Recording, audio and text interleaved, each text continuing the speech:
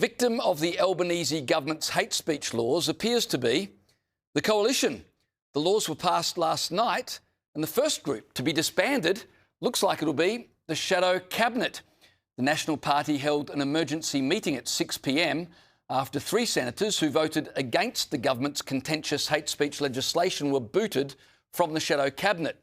They breached Shadow Cabinet solidarity by voting no when the Liberals all voted yes. Now, Susan Lee could have let it slip.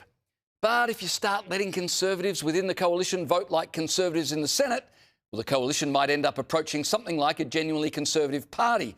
And for reasons that are completely beyond me, apparently we don't want that. So 3 national senators, Bridget McKenzie, Susan McDonald and Ross Cadell, have now vanished from Susan Lee's front bench. But it gets worse. It's since emerged that Nationals leader David Littleproud this morning warned Susan Lee in a handwritten letter that if his colleagues were expelled from Shadow Cabinet for voting against the government's hate speech laws, he too would step down from Shadow Cabinet, and so would the other national front benches. Susan Lee went ahead and accepted the 3 rogue senators' resignations anyway. Well, about 20 minutes ago, it was being reported that as a result of tonight's party meeting from the Nationals, 8 more Nationals MPs, including leader David Littleproud, have now quit the Shadow Ministry.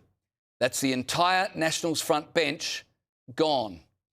Now, that would signal 3 things. First, it would surely signal an end to the Coalition. After all, how do you have a coalition in which one party has 0 representation in the Shadow Ministry? Second, it would surely signal the beginning of the end for Susan Lee. This is an absolute disaster.